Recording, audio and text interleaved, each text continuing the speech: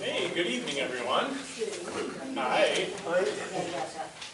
Welcome to Open Forum. I'm Dr. Hunter Peterson, Clinic Director of Quarterly and Healing Arts. I always like to start the meeting by asking if there are any new people here who are coming for the first time. All right, great, welcome new people. We do this event every first Wednesday of the month. We are taking July and August off with holidays and summertime. But otherwise, 6:30 to 8 o'clock here, I prepare a health topic. We chat about it, we have a dialogue, and I also take some space and time to answer any health-related questions of any type, or at least give you my perspective.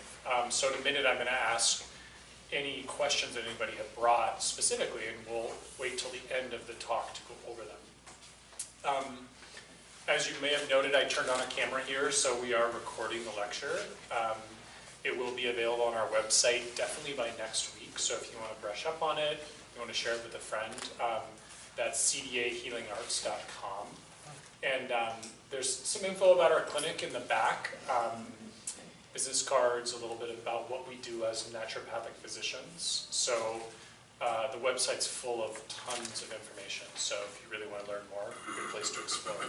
If you want to hear about what we are doing as a clinic, detoxes, lectures, classes, events, and you're not an existing patient, I'm just going to pass this little clipboard around for contact info, and we can just get you on our little listserv.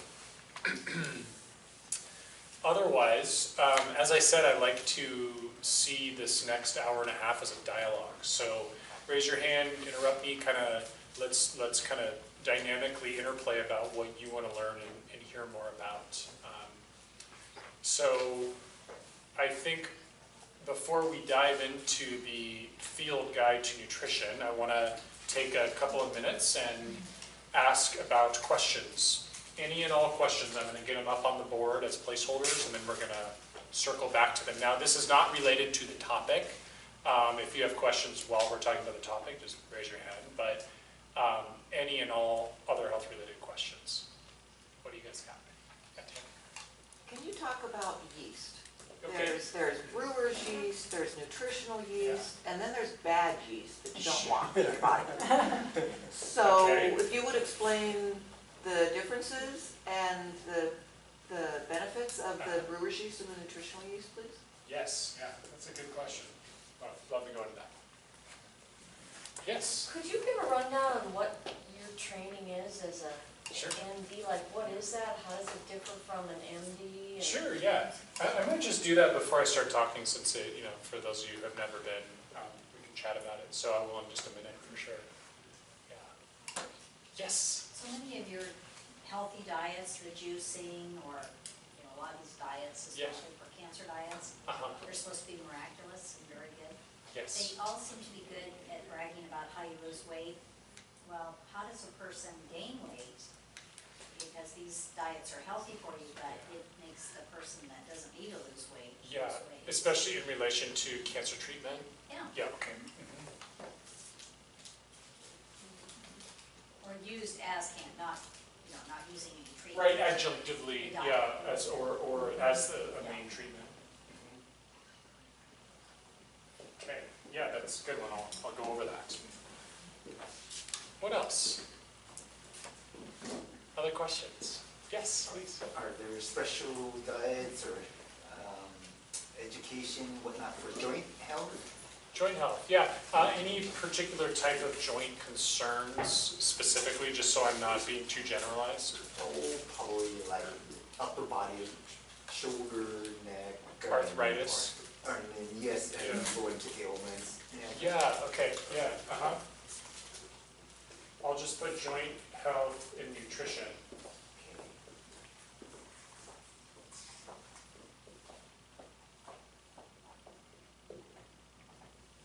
Okay, yes? Diet for the pancreas. Diet for the pancreas. Like a pancreatic insufficiency or pancreatic cancer or Pancreatitis. pancreatitis, yeah, like a chronic pancreatitis. Genetic.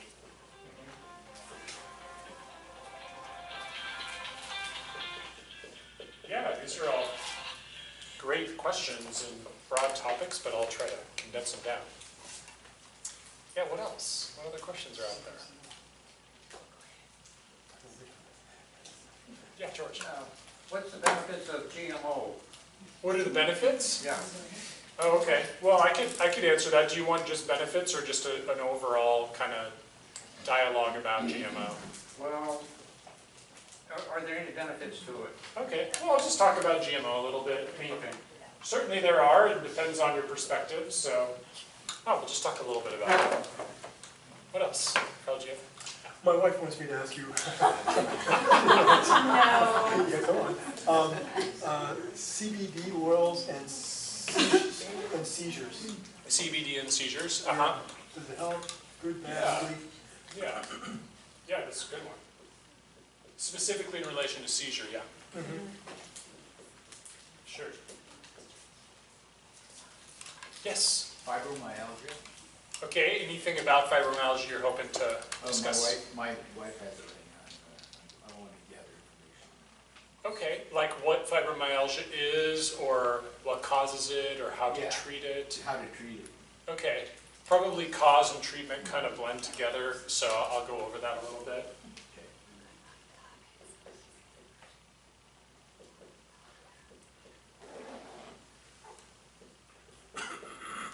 Okay, good question. Yes? I'm not sure how to word this. Yeah. But I'll just say it this way. I have a intolerance for wasp stings or yellow jacket stings. Okay. What causes that? Intolerance meaning you have a sensitive reaction? I have a sensitive reaction. Okay. Yeah. Can you touch on that? I'll just say immune. Talk a little bit about the immune system.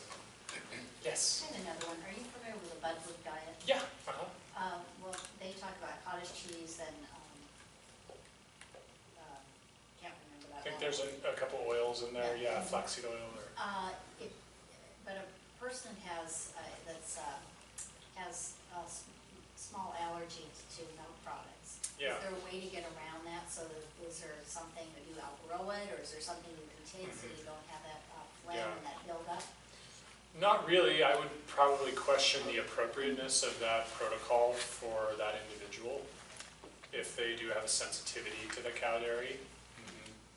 Yeah, I mean, if you're reacting and causing an inflammatory response, it doesn't make a lot of sense to me to pursue a protocol just because it's a generalized good cancer protocol.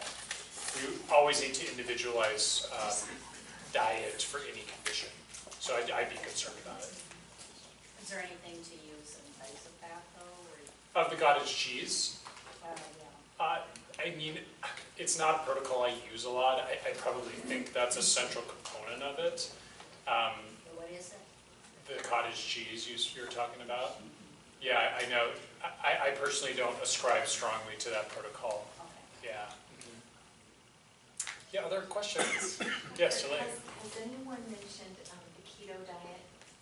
How it's you see it everywhere now, Yes. keto-friendly and Yeah. keto diet. So Yeah. is that something versatile that it doesn't really matter what blood type, it's mostly ketone fermented foods, but Yeah. is there evidence you can tell us the benefit, or can just anyone do it, or? Yeah, I think, so first of all, peek at the website because I've talked about it in depth a couple times, but I can spend a couple of minutes chatting about those questions. Okay, thanks. Yeah. Yes. How about, what do you consider like the top 10 superfoods? You know, there's all sorts of lists of the superfoods, and you seem really smart about all this. You know, seasonally, like Sure. what is easy to get, Yeah. and maybe like what are the bare minimum of basic supplements that would be, Okay. I mean, not, you know, Yeah. 400 things, but Yeah, no, I just wouldn't. what do you take? Oh. How about that? Okay. Supplements. Sure, yeah, I can chat a little bit about those things. And the superfoods might kind of come up during the lecture today, so sounds good. Yeah, I'll go over that. Any kind of last topics here that you want to catch? Good. So I'll come back around to these at the end of our chat, just for kind of being respectful of people's time, and if you need to scoot, you can. So before I started into our topic, there was a question about training, and I just thought maybe to share that for those of you who aren't patients or haven't seen a naturopathic physician. So my path, in very brief, I did pre-med in undergraduate, but I was a patient of Coeur d'Alene Healing Arts. The founder was Dr. Schlepfer, who was the first naturopathic physician in North Idaho. And he was gracious enough to let me observe him in his clinic while I was doing my undergraduate pre-med training. And I deeply resonated with the work he was doing and chose that as my medical path. And kind of, took on his mantle and leadership of the clinic as he went into retirement. We did a few years of transitioning. So he and I actually started doing open forums together about 5 years ago. My training kind of specifically as a naturopathic physician began in Portland, where naturopathic physicians attend a 4-year medical school, like an MD or a DO. So the scope of the training, as well as the scope of practice for a naturopathic physician, is fairly similar to a DO or MD. What's somewhat different about the training is the training is mostly done in the primary care setting. So you do your second 2 years of clinical rotations in primary care predominantly versus into all these different specialties to get an idea of what you want to do. So there's a lot more, like thousands of hours of primary care training. So we come out of school pretty prepared to go right into primary care practice. There's also a lot of therapeutic modalities that we get trained in that medical doctors aren't. Clinical nutrition's a big one, botanical medicine, homeopathy, physical medicine, Chinese medicine, holistic counseling. These are some of the therapeutics that we use really heavily. We also get pharmacology training, but it's, for me in my personal practice, it's an almost never used tool. So, that in a nutshell is like just the training part. Philosophically, I feel that why I chose this path is it resonates much more deeply with my view of how to understand and heal the human body. Our naturopathic principles are very core in that, in that we really are always seeking to treat the underlying cause, the root cause. We really want to treat the whole person, mind, emotional, heart, spirit, and physical body. We don't separate them, as is mostly the case in conventional medicine. Our job is really to empower and educate, and so our visits tend to be a lot longer. We spend a lot of time with our patients to not only intimately get to know them, but really teach them how to become their own doctor. So I see almost these open forums as an extension of that, because we can do that without any financial commitment and just talk about how to live in your truest, most authentic state. And I think our therapeutics are always seeking first to do no harm. So we really want to use the most fundamental interventions first, right? What are the determinants of health? Sleep, exercise, stress and emotional health, movement, digestion, circulation, nutrition, right? These are the core places that lead, when chronically out of balance, to disease. And so those are the places we should intervene the vast majority of the time. And medicinals, even natural medicines, are kind of down the road. Certainly drugs and surgery being the very last option to reflex to. So, I would say those are really core, and what is most resonant to me about why I'm in this field is because that way of understanding health, understanding that a symptom is the way that your body is intelligently and wisely teaching you what is out of balance, not in homeostasis, rather than we need to suppress that symptom and get rid of it, which is mostly what our conventional approach to the body's feedback is. So yeah, that's a little bit about who we are and what I do.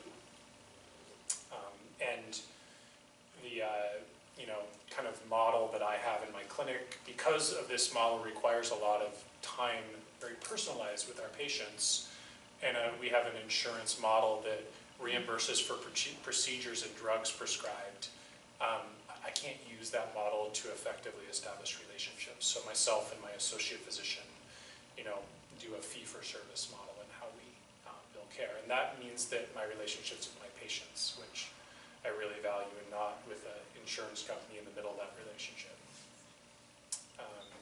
Yeah, any other questions you had about what the training is? Okay, great. Cool. So today's topic is a really good seasonally appropriate one.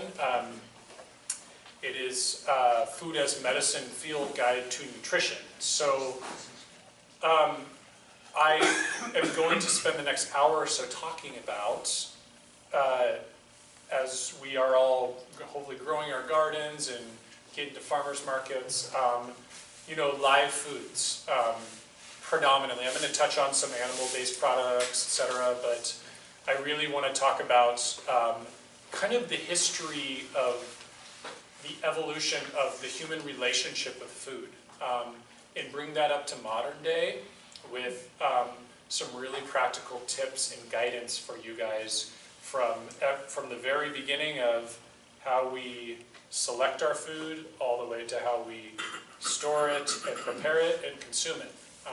So that's kind of where we're headed. I think the starting point of this conversation is, really back to the very beginning of human history, which I guess is something like 50,000 years. We emerged as hunter-gatherers, so there was no such thing as cultivated crops for most of our evolutionary history. Cultivation is about 5,000 to 10,000 years old.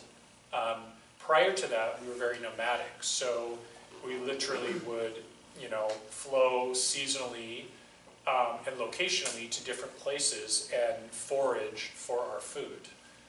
We also did a little hunting too, so there would be some animal-based stuff, but 90% of the historical human diet is plant-based and foraged. So we're talking about root vegetables, we're talking about fruits, we're talking about nuts, beans, legumes. These are the types of things that ancestral humans consumed. And so at that time, even from the very beginning, we started to actually adapt to certain things about fruit in terms of how we would spread it and reproduce it. And this got much more intense with agriculture. So it turns out that humans are hardwired to crave sweet, salt, and fat. And so we've been selective about which foods enhance those properties.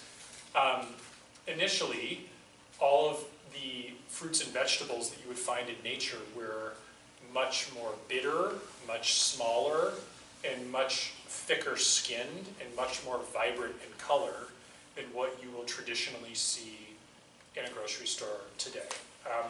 Like you look at a banana that's this perfectly peels, fleshy, really sweet thing, and its ancestral counterpart is this little guy about 3 inches long where the peel and flesh are all intermingled and incredibly bitter, right? So, major changes in food. As we evolved through that period, we moved into a place where we could actually grow our own food. We learned how to cultivate food. We gave up a lot of things in doing that. For example, when food grows in the wild, there's a lot of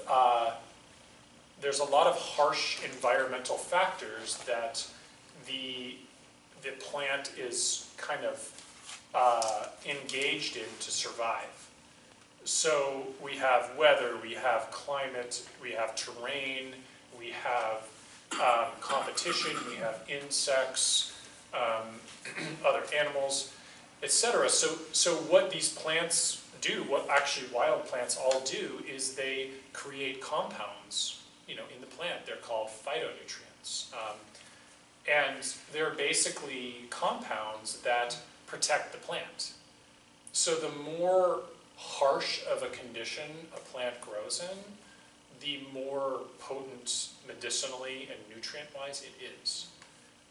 So it's kind of a beautiful trait about nature, is that you can't really beat wild foraged food because those plants have to deal with so much hardship to survive.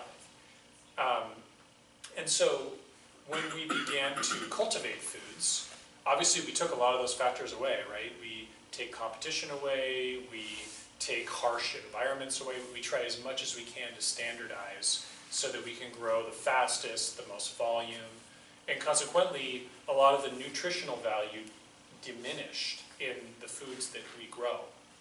And also in tandem with that, we start to select for the sweeter, the fattier, the saltier foods, which means we're of course the bitter, thicker skinned, more fibrous, right?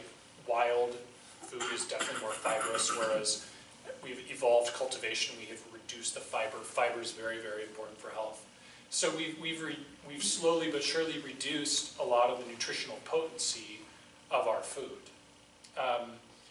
And so, of course, that evolved much more rapidly, certainly in the last 100 years, but I would say the last 200 or 300 years, we really started to get into the ability to do genetic work with plants.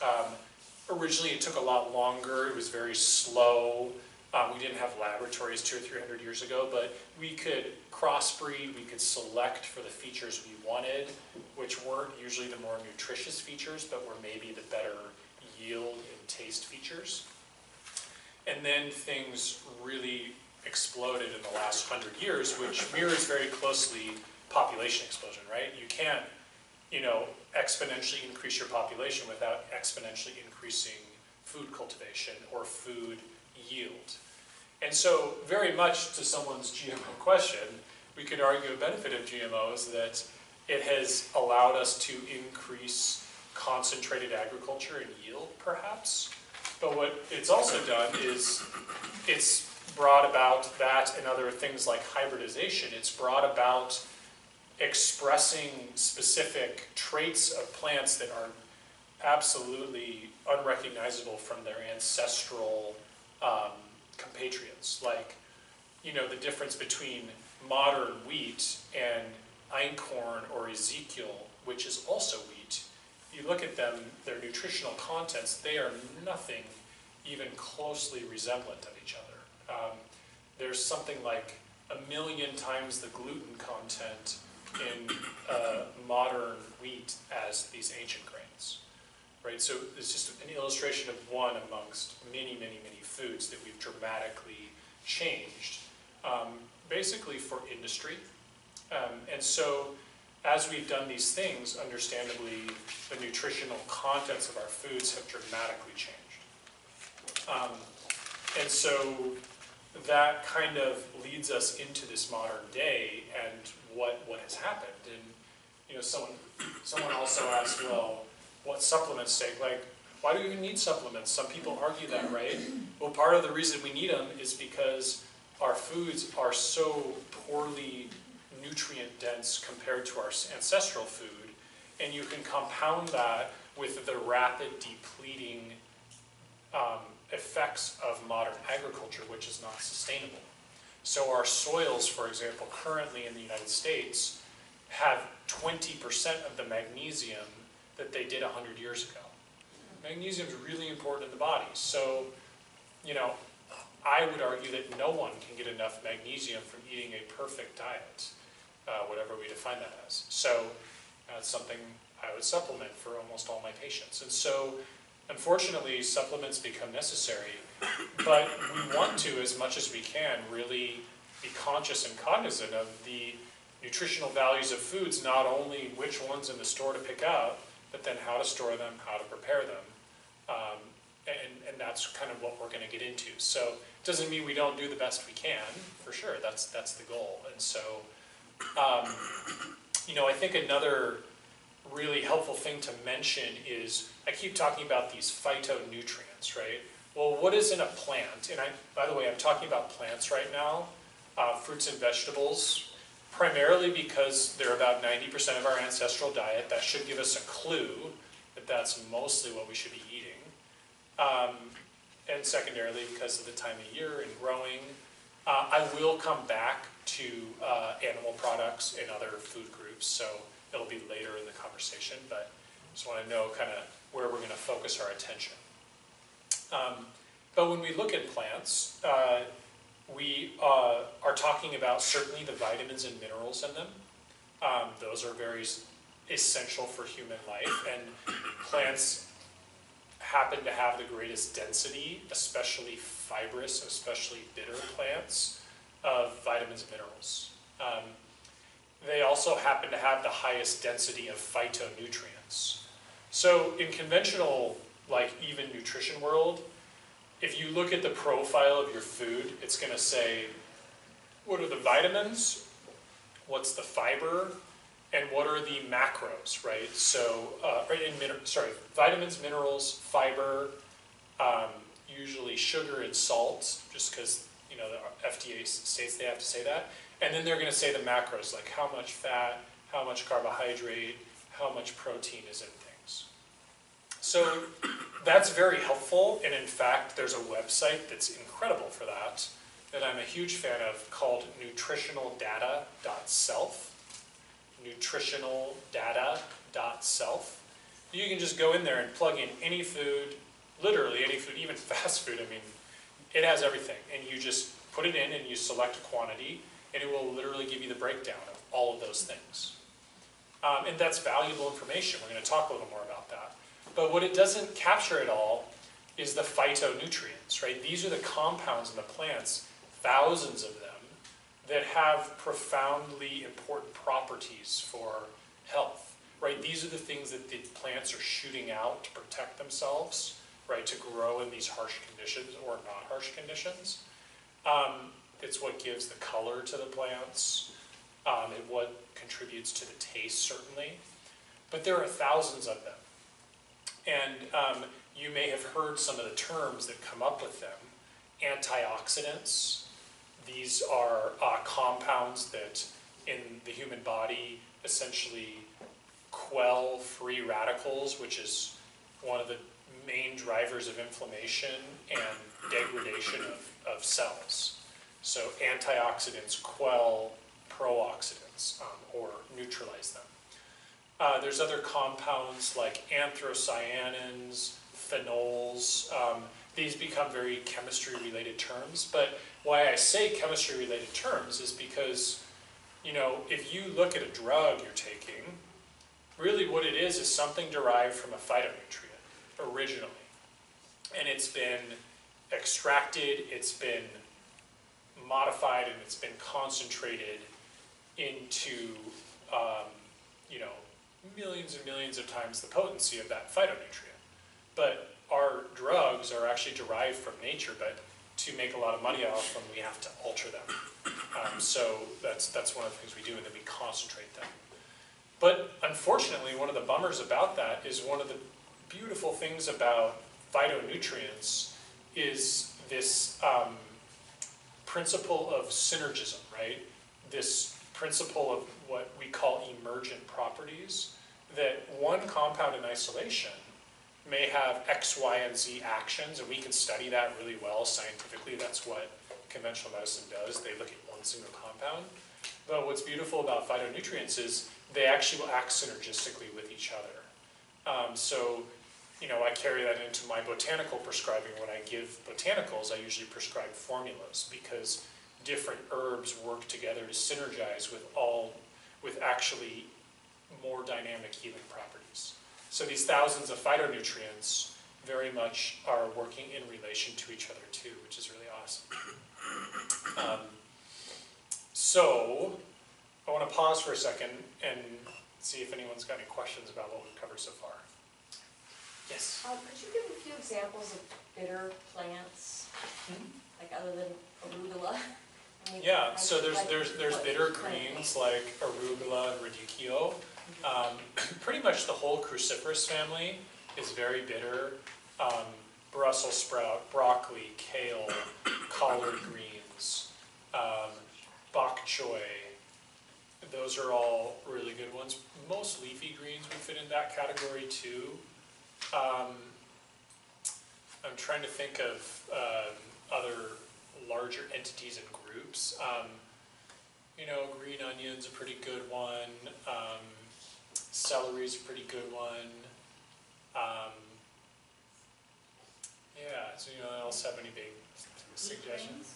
Yeah, beet greens, right? Swiss chard, you know, all those are really, really high density of phytonutrients for sure. Yeah. Okay. So we have this kind of backdrop to food and where it comes from, how we got to where we are today. So basically, now we have this like idea of, okay, we know there's an issue here, but we're going to do the best we can. So what do we shop for? How do we go about this process of selecting the most nutritious foods, preparing them the best way, consuming them the best way? So there's a section here where we got to talk about organic and non-organic, right? Because that kind of ties into the agricultural practices. So one of the ways that we made it so we could grow crops closer together, denser, make them look pretty in the store is that we load them up with pesticides and herbicides, kill the other plant invaders, kill the other bugs that would compete with them, and therefore, you know, make it easier to grow more abundance and make it look good.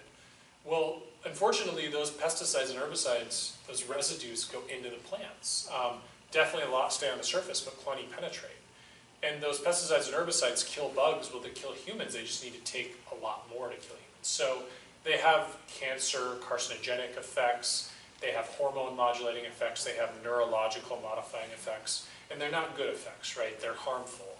And we can look at even infants, and they have all sorts of these chemicals already in them when they're born. So our food chain is just, you know, endemic with them. So in an ideal world, we're not consuming those pesticides and herbicides.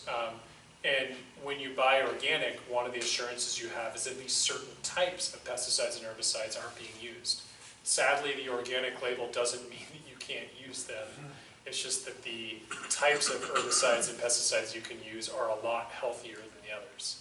But that kind of leads to another point, which is, okay, so organic, well then if that doesn't mean anything, then what do you do? And it's not that it doesn't mean anything, but it's not 100% that, oh, nothing's been sprayed on these things.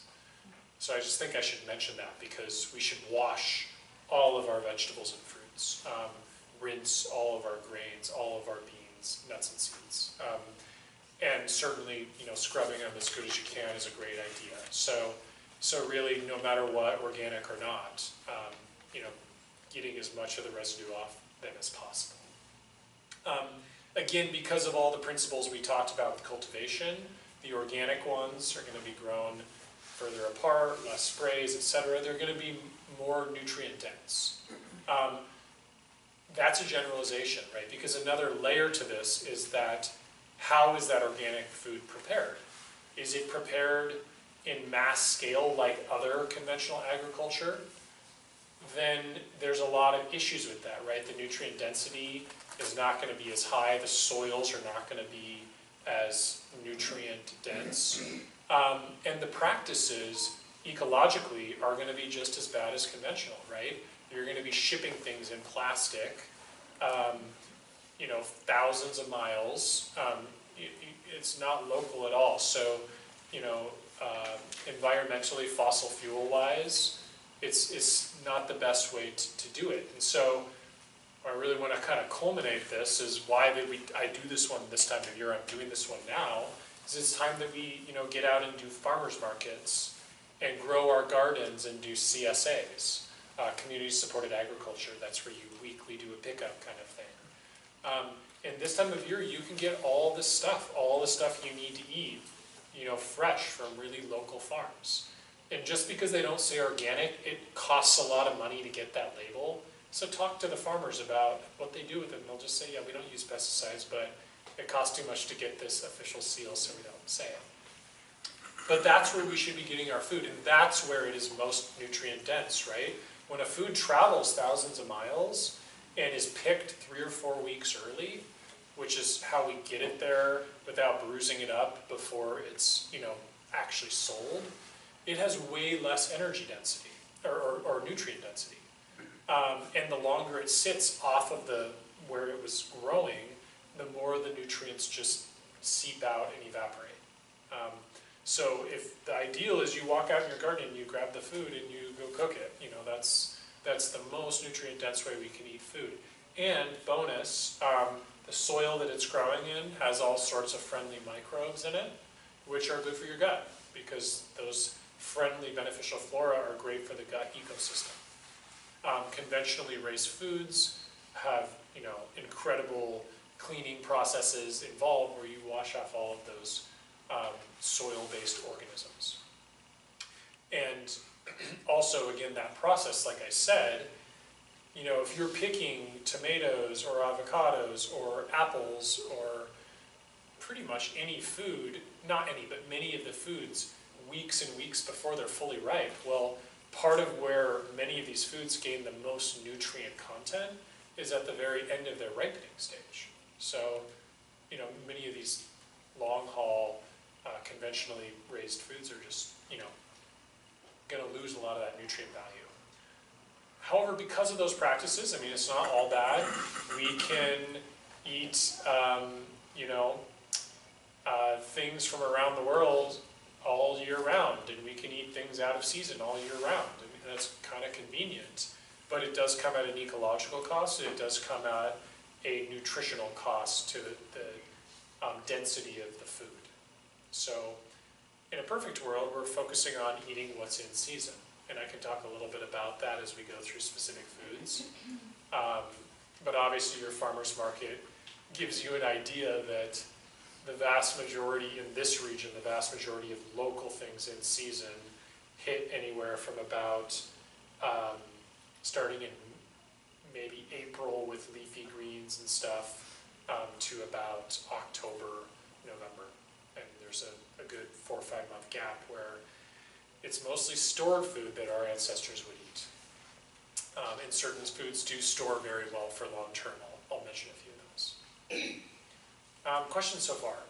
Yeah, Randall? Is it okay to eat rare beef and raw eggs? Yeah, I'll touch on that when we get to preparation of animal products. I'll come back to that. Yes? Are there some CSAs here that you could recommend? There are some, and it's something that I have my staff work on every year to update. We always have the farmers markets updated, but that's going to remind me to do some updating about CSAs. So if you call our clinic in a week and we don't have it yet, it'll be a good prompter to know that we need to still do that project. Yeah. Yes? Are CSAs co-ops? Oh, yes, they're also co-ops. They're a little slightly different, but for all intents and purposes, they're kind of the same thing. Because there's Azure Okay. Farms. Okay, great. Yeah, so there's one, Azure Farms. Yes, Eva? Just a suggestion, localharvest.org. Localharvest.org. Okay, After CSAs and local farmers markets. awesome, thank you. Joy? Albert, can you explain, is it just a big joke about the bananas, some being organic and some not? 'Cause they all come from the same place, right? South America, most of them. Yeah, Like- yeah, it's that, nuance of which chemicals they're spraying them with, Okay, right? basically that, so they're Yeah. sprayed and, Yeah, right, yeah. Gee, I was just wondering, something on your introduction about, you're going through some current legislation or something for your practice to be able to do something. okay. Could you touch on that, just? Oh, sure, yeah, just real briefly.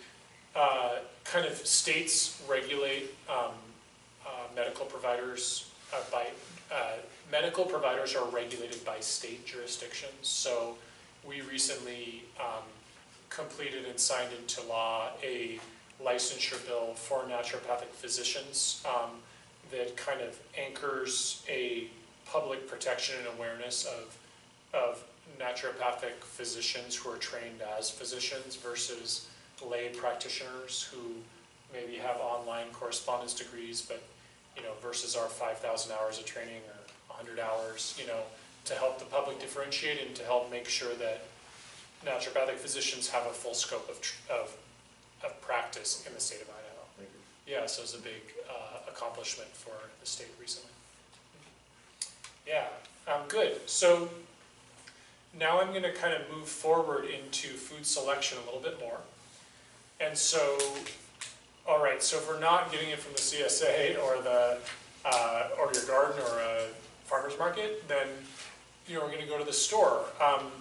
Well, first of all, the fresher the better, right? I mean, this is what we say. So now there's some differentiations with different foods I'm going to go over, but you want to look for the freshest food. If it's wilted, if it's soft, if you see any signs that it's aged, it's going to be less nutrient dense. That principle also applies to once you buy it, how quickly do you consume it, right? So ideally we're going to the grocery store in the perfect world every day to get our stuff that we prepare, but a few times a week is ideal. Once a week would be minimum. But of course the most nutrient dense food is fresh food, right? So the stuff on the edges of the supermarket.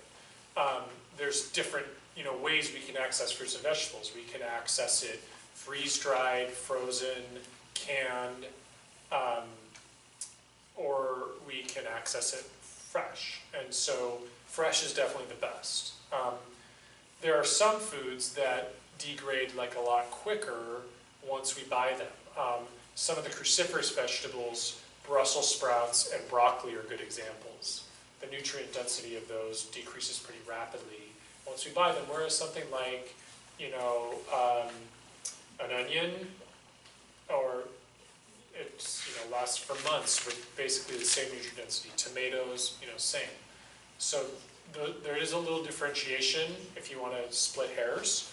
And if you really want to get into a lot of these food-specific details, I'm going to do some of them, but a lot of this talk was inspired by this book, Eating on the Wild Side by Joe Robinson. It's a great book, really fun to read. So if you really want to, this is kind of capturing your interest and you want to learn about fruits and vegetables more specifically, this is good. So we want to get stuff fresh. We want to definitely buy the crispiest, nicest looking stuff. It doesn't need to be pretty to be the best, right? That's kind of a fallacy. You can, buy ugly fruit, but the freshness piece is important.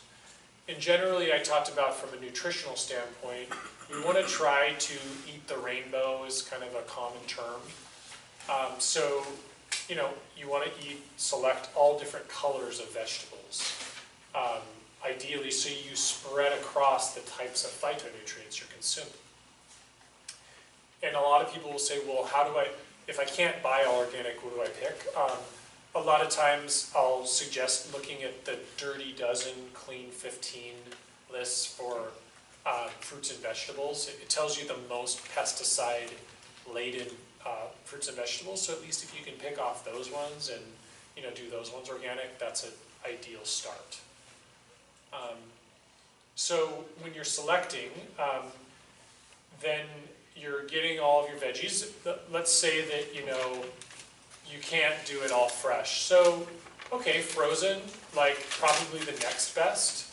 And I would say, for example, berries lose basically none of their nutritional value being frozen. So I like to put frozen berries from Costco in my smoothies that are organic. I think that's a good way to go to know that about berries. You actually, if they're freeze-dried, you don't lose a lot of the nutrient density of the food by consuming them that way. So for big families, for when you can't make it, when you live in rural areas, that could be a really good option. Canned food is not that bad, except for when preservatives are added to them and what the liners are made of. So there's a lot of BPA and plastics in the liners of cans. It's just cost prohibitive. Well, it's not cost prohibitive, you could pay a lot more, but glass is of course much healthier. So for people who actually can their own foods, there's a pretty healthy way to preserve the nutrition of the food with glass. But unfortunately the aluminum and the liners that are in the aluminum and the preservatives they can tend to put in them. Sometimes they'll add sugars and stuff too. It really decreases the nutrient, not necessarily the nutrient density, but it adds a lot of undesired things into what you end up consuming. Yeah, in the back. But what happens to the enzymes, though, if you can food? Right, so when we get into preparation methods, I'm going to talk a lot more about that. Certainly you do lose, enzymes are part of what degrades as a fresh food, goes bad, or when it's cooked. So you would have less enzymes for sure. Anyways, so you have those other methods, but fresh is preferred. And then you get all your stuff, well, what do you put them in, right? That's another question. You can actually, the ideal way to store produce that should be refrigerated, we should talk more about that in a sec, but is to put the produce in semi-permeable bags. So covered, but so that it gets a little bit of oxygen exchange to get oxygen in and carbon dioxide out. So rather than just the plastic bags, which don't really allow any exchange, ideally you have reusable, for the environment, reusable semi-permeable bags. They could be out of a plant material or out of a plastic material that you can store those foods in, and then where they go in your fridge ideally is in the bottom section called the crisper. It's where there's the coldest temperatures and the most humidity, which those already picked plants tend to do best in. Now there's some exceptions. Obviously, anyone knows that if you buy like not ripe enough avocado or tomato, and you stick them in the fridge, it just, or other fruits, it just halts the ripening process. So we do want the foods completely ripe to capture the most nutrient densities. So if you refrigerate stuff like that too early, you kind of halt what's happening there. But the vast majority of vegetables particularly are going to do better stored in refrigeration with that method ideally. And there's a few that aren't as big of a deal, think of winter things, right? Potatoes, sweet potato, winter squash, onions, garlic, these things, corn, these things that will keep a long, long time, apples, those are all things that can be stored out of the fridge, generally for longer periods of time. Questions on any of those kind of selection and storage methods? Yeah, Joe. Do you have a list tonight of the Dirty Dozen? I don't. I didn't bring one with me, but Environmental Working Group, ewg.org, is just an awesome website. It has such great information on it. It has all sorts of, all consumer products that you put on your skin, all household products. They rate them. They give them grades, A to F, and you could... ewg.org, yeah. So there's all sorts of good stuff on there, but it does have some food stuff in those lists. Okay. Yeah, so once we've kind of got the storage piece, we know we want to eat them as quick as we can. Then we're kind of, moving into the dialogue about preparation and how we kind of prepare foods in the kind of best manner. So cooking methods. So this is an interesting topic, and it deserves some discussion. In that we would argue that the most nutrients are preserved intact in a raw vegetable, right, a raw food. So all the enzymes are in there, all the phytonutrients are intact, all the antioxidants exist, all of the fiber and all of the cellulose structures, fibers like cellulose and other things that are indigestible, also still exist.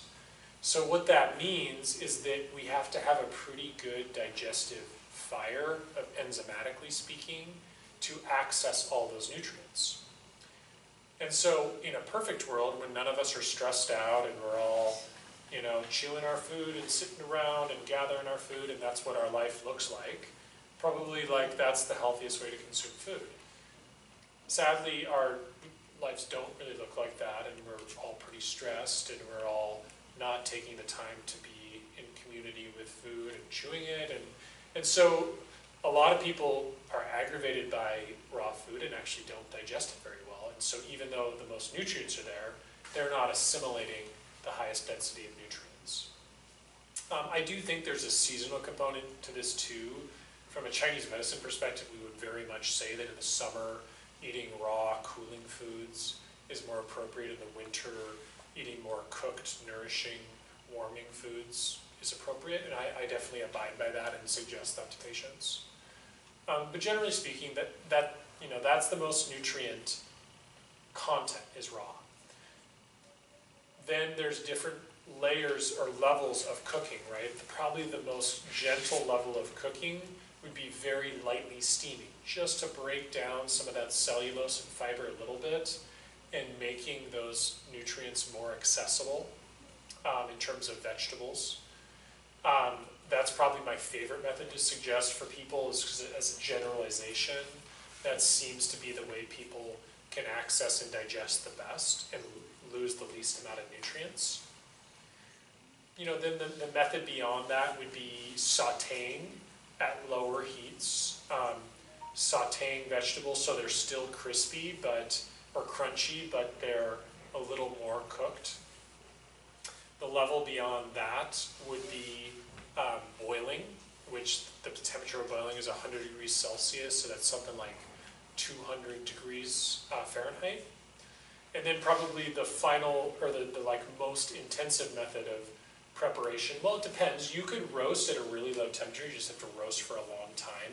It makes things pretty soggy. But most people roast at high heat, like 300, 350, 400. And then probably the highest is barbecuing, grilling. And that often will happen at temperatures upwards of 400, 500 degrees.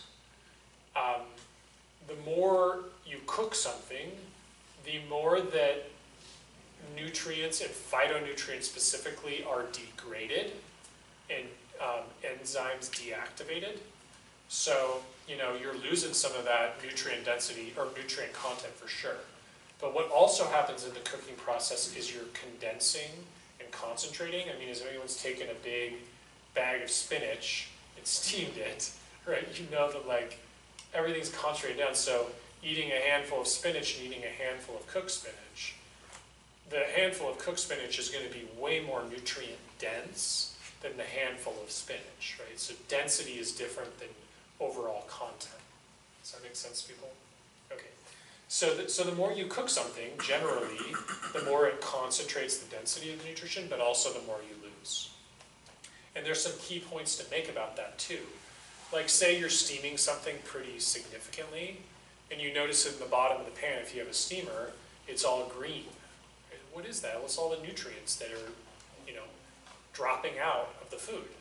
So ideally, we consume the liquid always when we're cooking anything, if possible. And you can't really do that as much, say, when you're grilling. But obviously, when you're boiling, as long as you're not boiling and removing the vegetables, if you're boiling to make a soup, then all those nutrients that fall out will still be consumed. Yeah, question? Where does the microwaving fit in? Is it? I didn't even mention it. Very good question, though. No, we should mention it. Yeah, I forget. No, I mean microwaves. Technically speaking, they're not really high temperature, but they're still in that kind of probably 200 plus range, kind of around boiling or so. It depends on how long things are in it too. But what microwaves do is they kind of just totally bombard the food with electromagnetic frequencies. And these plants are very, sensitive to electromagnetics, so is the human body, right? This is why our technology is so scary to the future of our health, because they all have electromagnetic frequencies. So microwaves really devitalize the food, in my opinion. So it's preferable not to use them. I actually have one because I like to drink tea and coffee on the weekends sometimes and heat them up, or rice bags, but that's the only reason I use it. So hopefully, you know, getting a little pot out on the stove or pan and just heating something up is worth the effort, you know, if you have leftovers. So anyways, as we go down the line, right, make sure we drink the liquids if we can. That's a very key principle when it comes to preparation of vegetables. Yeah. Yes? What about eating leftover cooked vegetables? Yeah. I think that the nutrient content doesn't change a lot once you cooked it. Yeah, so you're pretty solid. Now, timing-wise of how long that's really viable for, before the bugs really kind of get going on it. If you're refrigerating a pretty cold fridge, I would say, you know, 5 days is totally reasonable. You could probably push that. I mean, really, if it tastes fine, then it's probably pretty good. But if it's left out, of course, it's a lot shorter. You know, bacteria will grow quickly if left at room temperature. Because I've seen from one source, did not recommend eating leftover cooked vegetables because they degrade so quickly once they're cooked, that they could actually cause harm. Yeah, no, that definitely won't cause harm. But I mean, to a degree, there is some further, you know, seepage and loss of phytonutrients. But I actually think that the cooking process does that really rapidly. So like, I don't really resonate with that statement, although I don't have like specific evidence to back it up. Yeah. Julie? Doctor, can you tell us the best oils to use with sauteing? You know, I just Yeah, sure. heard all Yeah, the- that would be a nice segue, because I really want to touch on other food groups and make sure this isn't just about vegetables. So that was kind of is going to be a pivot into broader things. So of course, vegetables have a lot of fiber, which is really healthy. They have a lot of nutrient density, but they don't have a lot of calories. So if our ancestral diet is a lot of vegetables, I mean, preferably we're eating a lot of vegetables, but we're also feeling satiated, and that's where oils come in. So my opinion is that the vast majority of vegetables, whether they're uncooked, i.e. salads, or cooked to whatever form, are being cooked with a lot of oil involved, or being utilized with a lot of oil. So in raw form, my favorite oil is extra virgin olive oil. Absolutely, to me, the highest health properties of any oil. It needs to be extra virgin, and ideally, because it's a more fragile oil, meaning is why we don't cook it at high heat, it also should be consumed within a couple of months of opening the bottle. So these big giant bottles of olive oil in your cupboard for 6 months, that oil's kind of rancid. Or if you're cooking olive oil above about 200 degrees, you're denaturing the oils, right? That's not good. But for raw, or really lightly sauteed, or drizzling over something that's raw or steamed, I love olive oil. It's really good oil. Olive, extra virgin olive oil. Yeah, avocado oil is fine. It has a higher smoke point. Some people are a little sensitive to avocado, and it just doesn't have as good of health properties. Before you leave vegetables, how about juicing? Is that Juicing? an acceptable way to prep? Yeah, good question. Yeah, good point. So what you do when you juice something, it's a really good example of keeping something fresh, but still concentrating the nutrients. You're going to degrade those phytonutrients the longer you wait to drink the juice pretty quickly. You're also throwing all the fiber out, and you're throwing a lot of the nutrients out too, a lot of the phytonutrients. So I don't really recommend people juice every day per se. I think getting all the fiber, eating the whole plant, is the most nutritious way to consume vegetables. But people with really compromised digestion, that are very depleted or have very chronic diseases, sometimes I will use juicing therapeutically, and I also routinely use it therapeutically in the context of modified fasting, which is a very great detoxification method and general, vitality building tool, because it turns off the process of digestion. You don't have to digest the food if there's no fiber in it. You just passively absorb it. Yeah. Good question. Yeah, I'm sorry, if we can just back up a little to the storage of produce. How about drying? drying? Drying. Which types of produce are you thinking about? primarily fruits, but there are vegetables that can be dried as well. Yeah, like corn or something. Yeah. Beans, Yeah. how about the? Yeah, beans, I'm gonna get to beans for sure. Yeah, I mean, drying them is fine. Again, the specifics of what you can dry, like, you're gonna lose some of the nutrient density, but those appropriate vegetables and fruits that you can dry, you're not, it's a valid way to preserve them. Fresh is always best, but you will lose some of the nutrient density. I mean, like dehydrating, which is another principle. Yeah, like, I mean, again, it's like if you have an abundance of something and in season that's fresh, I mean, yeah, if you can do that practice, it's more sustainable, certainly ecologically, if you're taking local fresh things and then preserving them somehow. So from that ecological environmental perspective alone, I think it's a great practice if that's how you're using it.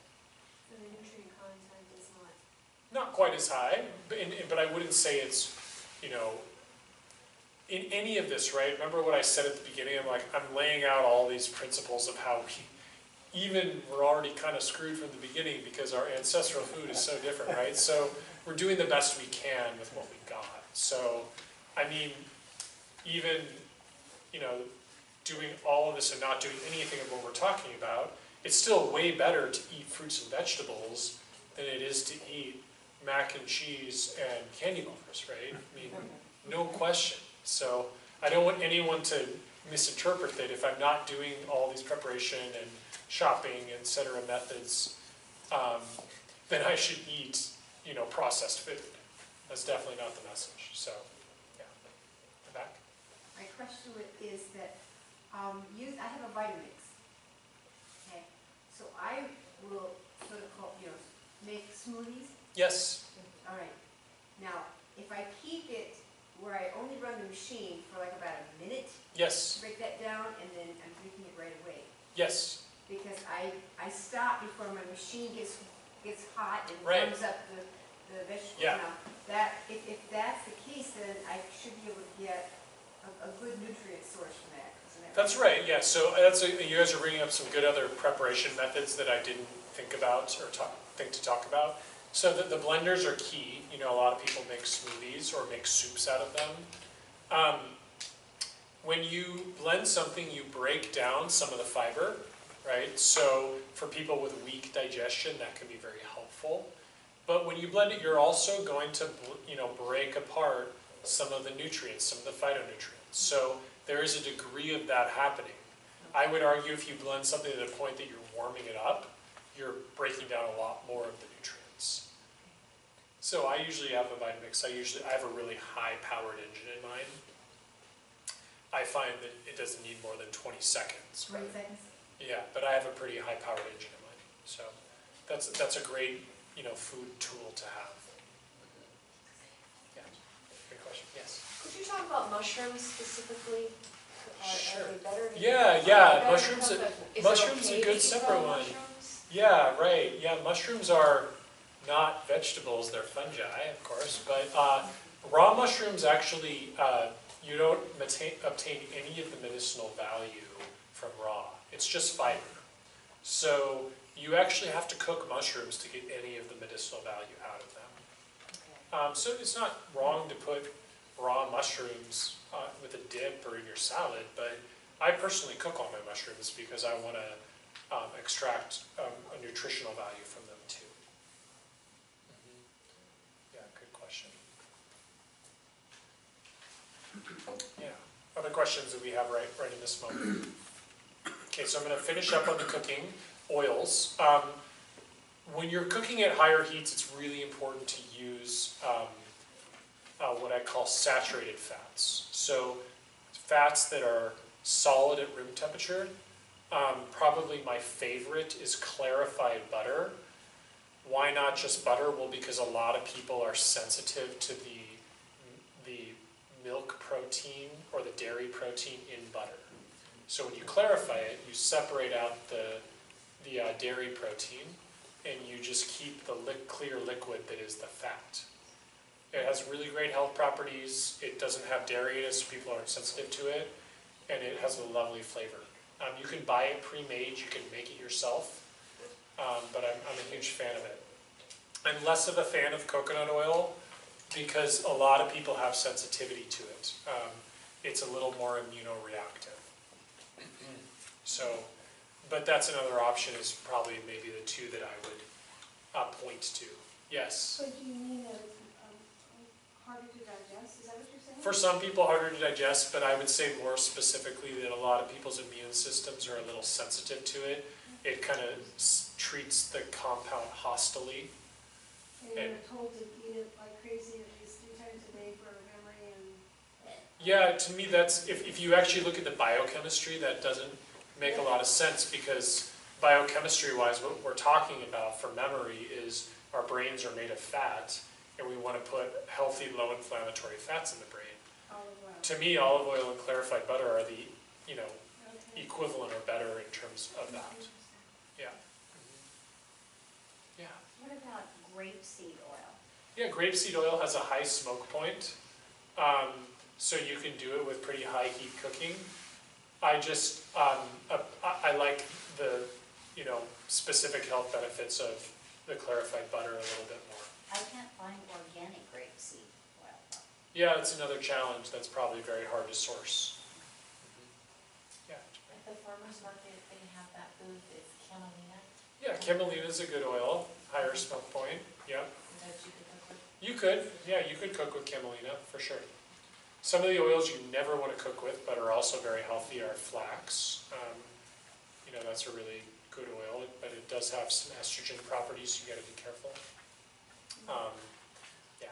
What do you mean by that? So flax and flaxseed mimic estrogen, they bind estrogen receptors. So you just, if you're worried about estrogenizing the body, usually postmenopausally is where we're really concerned about that, then you would want to limit that. Yeah, Brandon? What about cod liver oil? Yeah, cod liver oil is more of a medicinal, it's not really a food grade oil. Cod liver oil is really designed to be taken as a medicine. It's healthy, but it's not something we would cook with or consume on food. Yeah. Great. So we talked a little bit about oils. I want to kind of circle back to another plant-based set of things. I haven't talked about nuts and seeds, and I haven't talked about legumes. So nuts and seeds, they have these compounds in them called phytates. So in their raw form, of course, there's lots of nutrients in them, but they have these phytates that bind up the nutrients. And what I mean by bind them up is it makes it much more difficult for our digestive juices to extract those nutrients. So what I always suggest about consuming nuts and seeds, well, first of all, buy them organic. This principle applies to all the rest of the foods I'm going to talk about. Any fatty food, which is meats, nuts and seeds, eggs, dairy, oils, or anything that comes from an animal, absolutely, eggs too, fish. Organic is the most important there because pesticides, toxins, harmful compounds concentrate in fat, and they also concentrate up the food chain. So anything that comes from an animal means that animal has, to make a pound of beef, for example, they have to eat 10 pounds of grains or corn or whatever. And it's a guarantee that if it's conventional, they're eating the most pesticide, conventionally raised, feed to get them to where they are. So anyways, point being, that's actually the most important place to spend the money organically. Like, I actually sometimes don't buy organic produce in certain settings, but I would never ever buy, meat that's not organic or grass-fed. And I try always with the fatty plants and oils to buy them organic. So, the other thing about nuts and seeds, though, these phytates in them, is that we need to break them down in order to access the most nutrition. So the first thing we can do is we can soak nuts and seeds, We can soak them about 24 hours is a good amount of time to break some of those down. We can even make them more accessible nutritionally by sprouting them, which often requires a little longer soaking and being a little more careful with it. But sprouting nuts and seeds is great and delicious. To really, to me, do the perfect thing, you would soak or sprout and then really lightly heat them. You can skip the soaking and sprouting part and just go right to heating them, but it's very key with nuts and seeds to know that roasting them, the degradation point of the oils, where they start to oxidize, right, we don't like oxidation, is about 200, 250 degrees. So when you buy roasted anything nut-wise in the stores, they've been roasted at least 400 degrees. So you're really losing a lot of the nutritional content, or I shouldn't say that. Yeah, you're losing some nutritional content, but you have a lot of rancid, not so good oils in there. So when I tell people to roast their own, buy them raw, roast them, rinse them at least, or soak them if you can, and roast them at like 200 degrees in your oven. Flip them maybe after about an hour and roast them for a couple hours. And do a big batch so you can make a lot of it. And then that's the way to really prepare your nuts and seeds in the perfect world. So you would buy a canister of organic cashews at Costco, rinse them, roast them, maybe add some sea salt. Yeah. And they even taste better. Yeah, I like to put like wheat-free tamari sauce or Bragg's liquid aminos, coat them in that. Yes, coat them. Yeah, it's really good. Yep. Spices, whatever. That's the way. Yeah. So that's a suggestion for nuts and seeds. For beans, legumes, it's so you can get them in cans, right? But then the cans have all the liners and all that stuff. They're actually a lot more expensive that way too. I prefer to recommend people buy them dry in the bulk section, and to soak and rinse them. Definitely soak them and rinse them a couple of times. And then the best way to prepare them, in my opinion, is to use a pressure cooker. And that's so convenient too, because beans from dry, either you have to soak them 24 hours and then add another few hours of cooking. But if you do a pressure cooker, you can rinse them a few times, get all the residue off the surface, and then pressure cook them for like 30 minutes. And if you use the right liquid quantity, you're also going to use up all the liquid, and you're going to cook them at a lower temperature. So you're going to reduce the amount of nutrient loss at that lower temperature, and you're going to not have a lot of leftover liquid, so that you keep all the nutrition in the beans. So that's my favorite way to do beans, is to own a pressure cooker. Yeah. How about crock pot? Crock pot, same. You can use crock pot. Yeah, it just takes a lot longer, but it's a lower heat, and you cook them for a long time, basically. Yeah. Anything else about, obviously eating raw beans, like we know we can't really do that. There's a lot of phytates in them, those things that are in nuts and seeds, and it's really hard on our digestion to consume raw beans. Most people just don't digest them. Certain ones we can do a little better, like maybe lentils. And there's different starch contents and nutrient values for different beans. I'm not going to go into a lot of detail there. But in terms of how to prepare them. Grains, similar concept to beans. Soak them, rinse them. Definitely rinse them. There's a lot of debris you can get off the surface. And then, depending on what your style is, you can if you don't want to have to cook them, you can just soak them for a while and they'll actually cook themselves most of the way. That's ideal because then you're not exposing them to more heat. So if I'm going to eat steel cut oats, I like to just drop them in some water the night before, rinse them a little bit, drop them in some water, and then in the morning they just need to be heated up for a couple minutes and they're done. That's a good way to go. So any questions about beans or legumes, beans, nuts and seeds, and grains? Yeah, last week I watched a YouTube video from, I I think he was a cardiosurgeon from Beverly Hills, but he said that, he wrote a book about it, he said that legumes are not very good. He listed them as one of the 8 vegetables you're not supposed to eat. He's probably referring to the lectins in them. Yes, Yeah. that's what it was. What's his name with that? The plant paradox guy. Yeah, that's it. I forgot his name, but so yeah, I mean that's a little misleading because first of all, when you cook beans appropriately, you get rid of about 98% of the lectins. So yeah, raw they have a lot of lectins on them, and those can be inflammatory. But what's also incomplete there is that he's not accounting for the really robust science around blood type and lectins. Which is actually very important and central in our clinic. We use information about blood type a lot. And we actually can go in and really look at immunoresponsiveness to different foods and the lectins in those foods according to blood type. And so a lot of those lectins are not harmful depending on what your blood type is.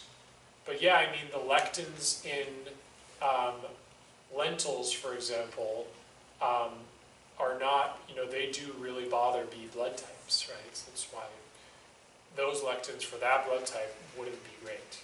But they're very food specific and blood type specific. Yeah. In the back, yeah.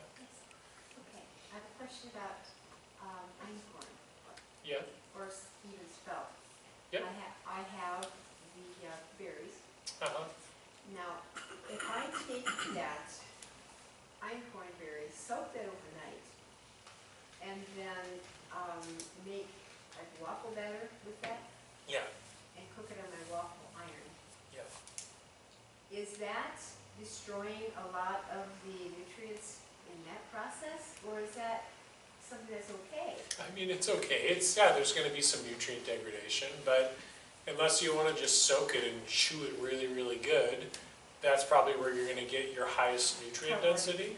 In porridge, you're talking about? Yeah. So you make a porridge Yeah. out of it. Yeah.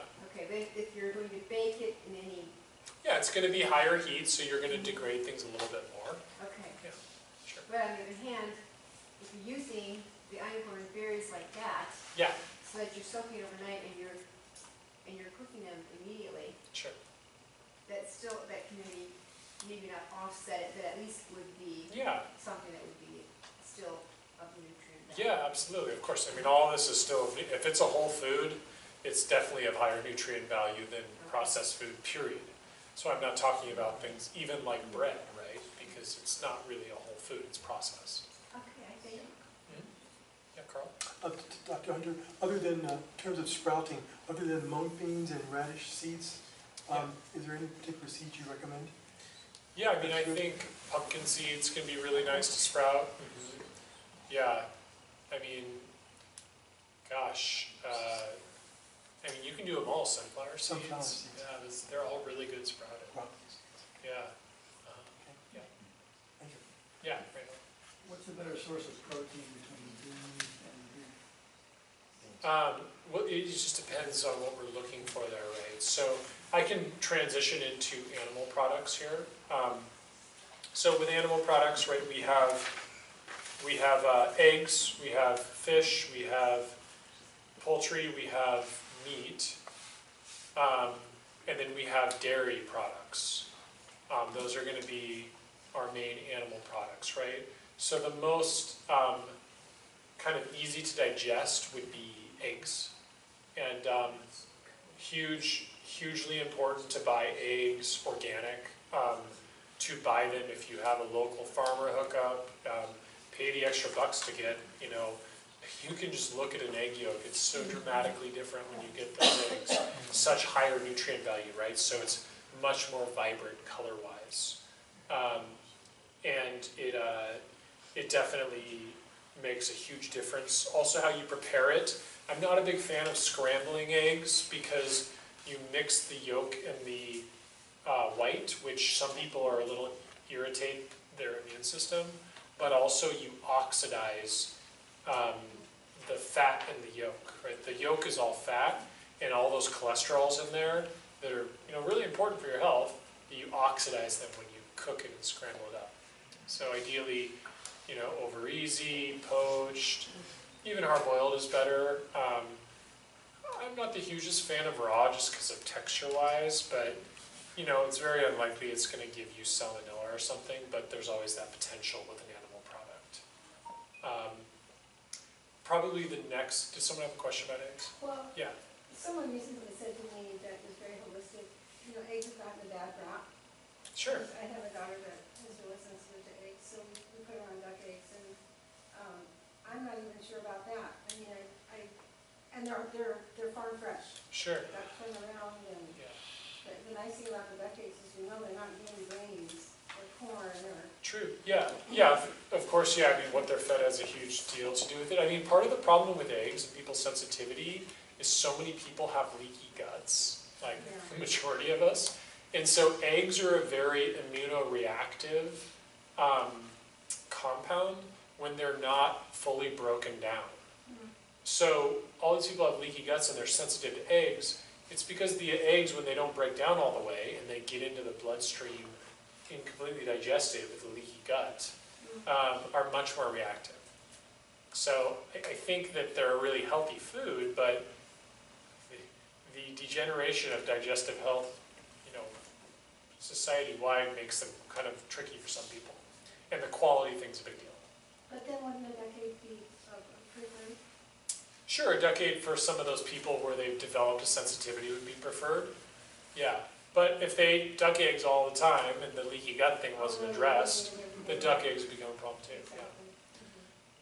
Yeah. So probably the next easiest to digest food in the animal world is going to be fish, but specifically whitefish. So fish are one of those things where we want to get them wild caught. We don't want them farmed, because if they're farmed, they're fed a bunch of corn and this whole grass, pasture-raised, wild-caught, this whole concept is very important with animal products. And obviously, if you look at salmon that's wild-caught and you look at farmed, it's like such a different food. So there's a little issue with the Pacific Fukushima stuff, and I don't really have an answer to that. But there's also some issues with seafood around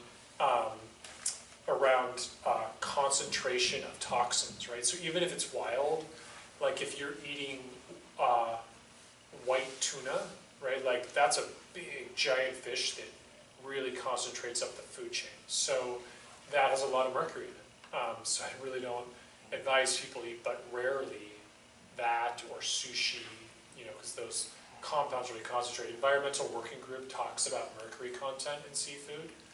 There can be a lot of concentration of some heavy metals. And I'm generally not a big fan of shellfish. They're bottom feeders. A lot of people are sensitive to them. So when I talk about how great seafood is, I'm really talking about fish. And if you really want to capture the fat benefits of the real healthy fats, the omega-3s, you need the more oily fish like sardine, salmon, mackerel. Those are some really good high-density fat content. Yeah. And easier to digest, fish are in general. Yeah. Can you give us some fish that isn't good for us to eat? Like, I used to like tuna, but since I've heard. Yeah, well, tuna would be a big, mercury one, but yeah, swordfish, shark, those types of things. It's kind of individual too for people, for So sure. the cod would do okay? Cod's great, yeah, cod's a good one. And the sole? Yeah, sole's good, yeah. So then we can look over at, probably for staying in the meat category, poultry. Lower fat content in poultry, it's mostly protein. I personally am a bigger fan of turkey versus chicken. I see a lot more issues with chicken with people. Of course, organic is a big deal with that. I mean, pasture raised would be even better, because organic means they give them a little better feed, and there's like this little patch of grass outside this giant coop with 1 million birds. Anyways, organic is definitely better if possible. And cooking meat, a lot of different ways to do it.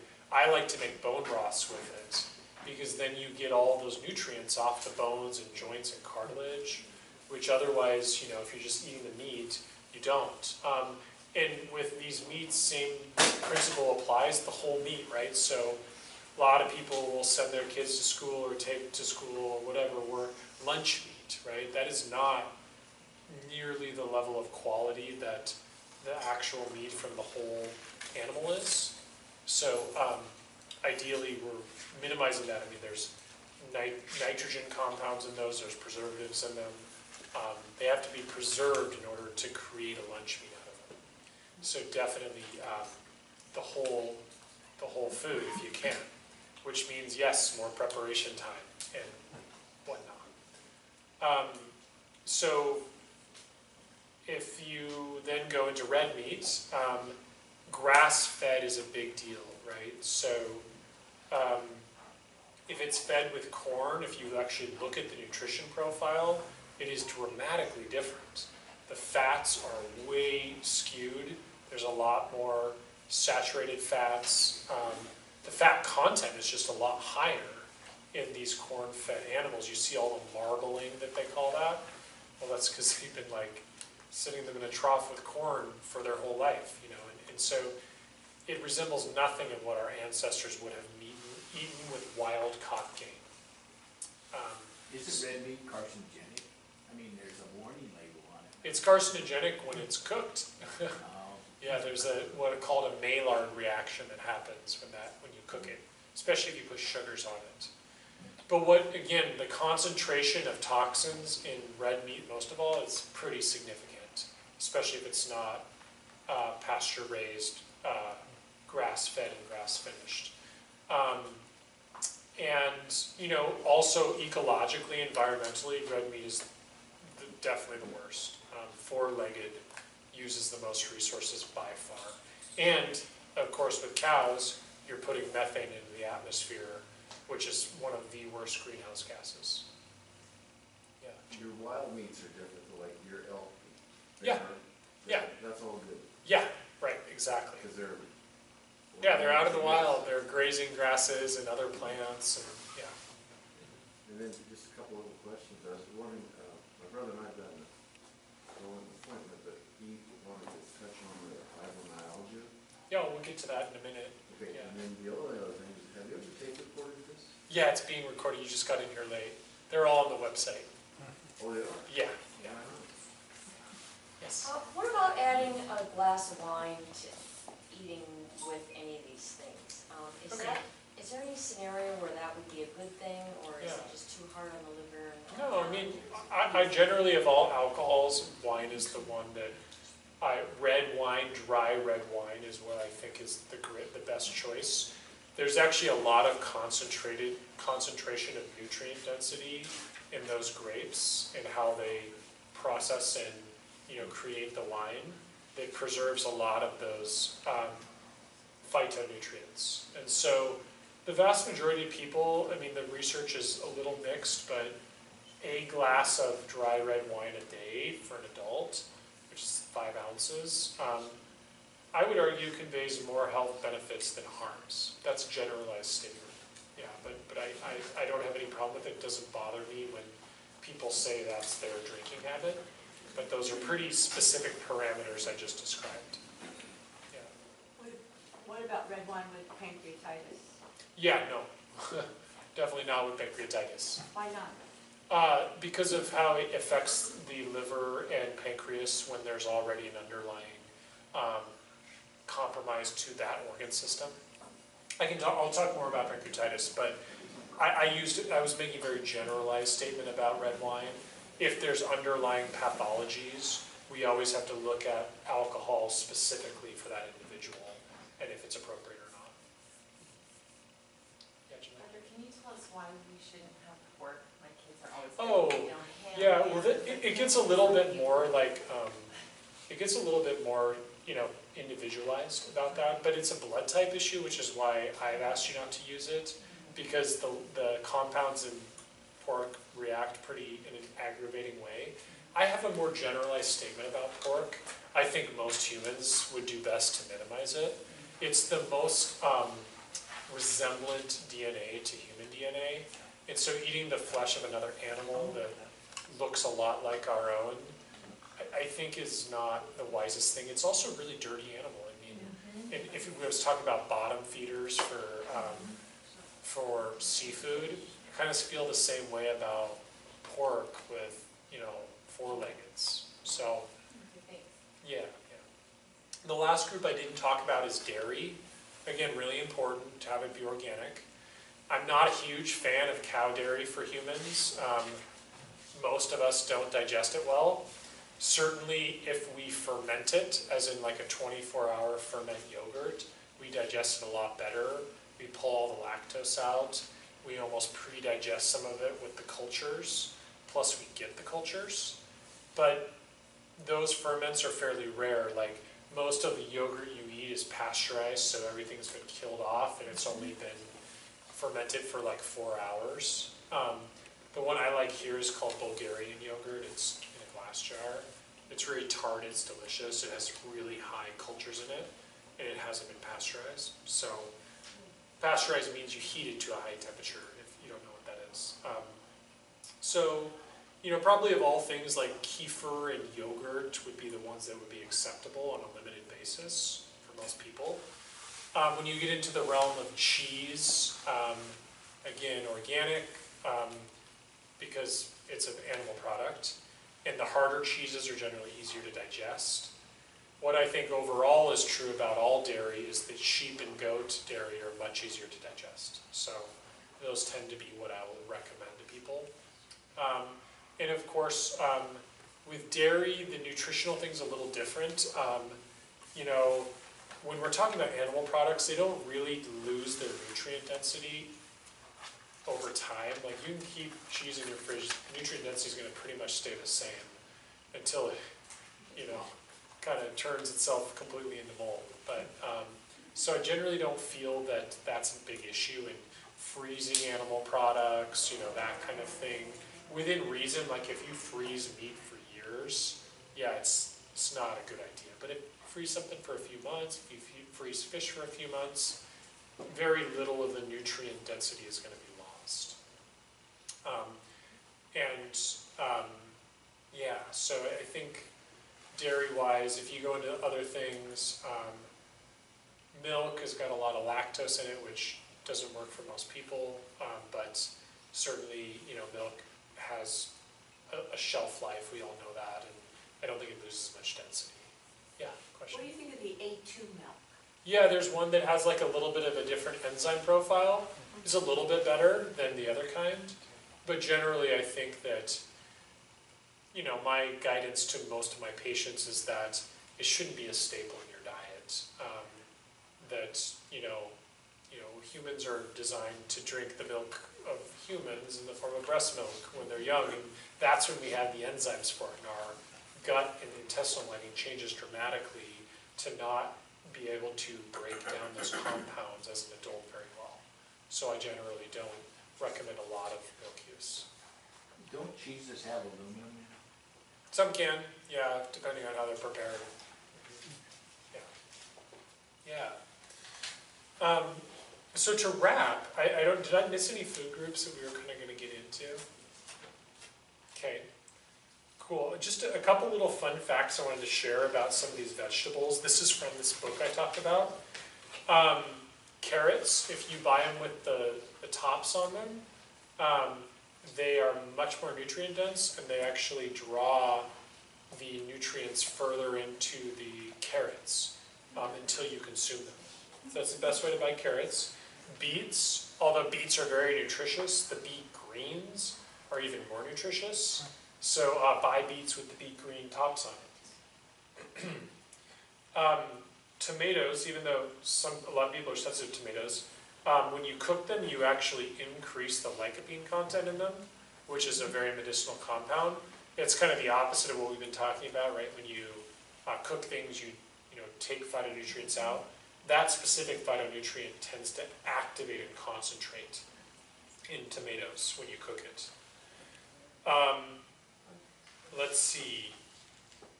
And peas, eating the pods, is the types of peas where you can also eat the pods, has the greatest nutrient density in them. Garlic, if you chop garlic up about 15 minutes before you eat it and let it sit, it activates a compound called allicin that's highly medicinal and highly antimicrobial. So that's a really good thing to remember about garlic. Yeah, go I ahead. just wanted to ask about a slower garlic roaster. Is that, I mean, so slow, is that bad or good, or? No, that's fine. You can use a garlic do roaster, like an hour? but you're not going to activate that compound. It's actually mincing the raw Right. vegetable that's going to activate allicin.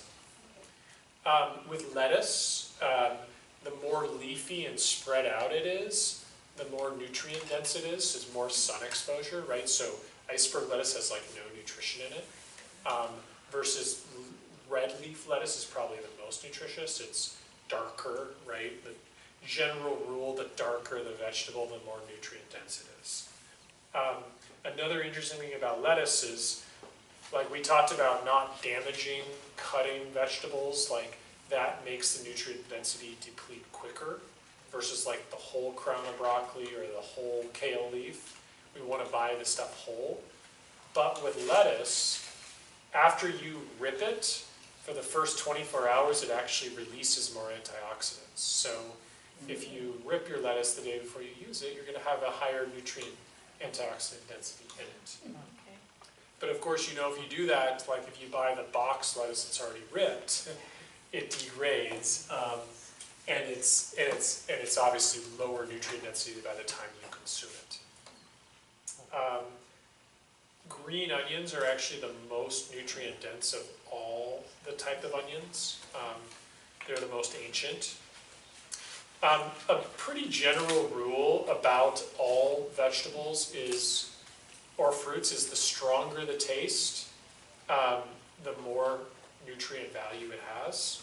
And often the smaller it is, the more nutrient value. Remember we talked about our ancestral vegetables coming from very small, dense vegetables and fruits. Well, that same thing applies to our modern foods as well. Any sort of, any vegetable or fruit, eat the skins. Remember how we talked about the plant pushes its nutrients to the outside to protect itself? So if we peel the skins off things, we're getting rid of the most concentrated parts of the nutrients. So potatoes, sweet potatoes, apples, cucumbers, zucchinis, whatever it is, always eat the skin. Mango too? Mango's a little tougher to digest. Yeah, there's a few within reason that, like, you can't eat avocado skin, right? But I mean, you could, I guess. It just wouldn't be very pleasant, and it would probably hurt your stomach. Green beans, well, raw, I should say. If you cook them, they're fine. But there's a few things that even butternut squash, right? You just can't really eat the skin. Winter squash. So some you will need to peel. Yeah, George. Garlic, if you cook that, does that mess it up, or? No, it doesn't. No, in fact, I would recommend, probably most people would say that's how they consume garlic. Otherwise, you wouldn't have any friends. Even then, it's still pretty smelly. But yeah, so garlic is a very intense food raw. Same thing with onions. However, if you prepare garlic in the way I said and let it mince and mix a little bit, you activate that compound, and then you can cook it after that and still access that compound. Whereas onions, you don't really need to worry. You're not going to lose or gain anything by chopping it up and then cooking it. Yeah. Yes? What is your feeling about oxalic acid? Yeah, oxalic acid, like in spinach, has a good bit of oxalic acid. I don't have a problem with it. I think if you hyperdose spinach, it's probably not the best thing. Like if you fill a blender with spinach every day, it's probably not the best idea. Usually when I tell people to make smoothies or suggest smoothie recipes, I suggest them with kale, which is probably, as a superfood, it's probably like one of the #1 superfoods. I like using that instead. You've got to be a little careful with the crucifer family, because if you eat a lot of it, it can slow down the thyroid. So if you're eating pounds of raw cruciferous vegetables, it could actually knock out thyroid function if you're doing that daily. If you cook it, that's not a problem. But yeah, I like kale in smoothies. And the oxalates can lead to kidney stones, can't they? They can, that's why probably part of your question and asking. And they also bind up a lot of the nutrients, yeah. So, but again, I think in reasonable amounts, a lot of healthy vegetables have oxalates in them, and that's just one of many compounds. So I think it's very poor guidance to say that like, oh, you might get kidney stones, so you shouldn't eat vegetables. It's just, maybe if you're consuming in excess of a high oxalate food, that could be a problem. Yeah. Do you know whether lemon juice can neutralize an acid? Have you seen that from the source? Yeah, Lemon juice can neutralize an acid. right. To a degree it can, and it also breaks it down, is what I would say. So, like a lot of people use like lemon juice, like the acid of lemon juice in breaking down other compounds and fermenting. So yeah, it can be used in that fashion. It can also be used to preserve things. Like, as I've heard of the ceviche, which is this using lemon and acids to prepare seafood, or you can preserve avocado by, you know, putting a little acid, a lemon juice on it. It'll stay a lot longer once it's cut open. Yeah. Okay, so yeah, Raymond, one last question. Two quick questions. Yeah. What's the best base to buy sardines in? I would actually ideally say in water, because I would like to say olive oil, but the olive oil they put them in is pretty crappy. So water.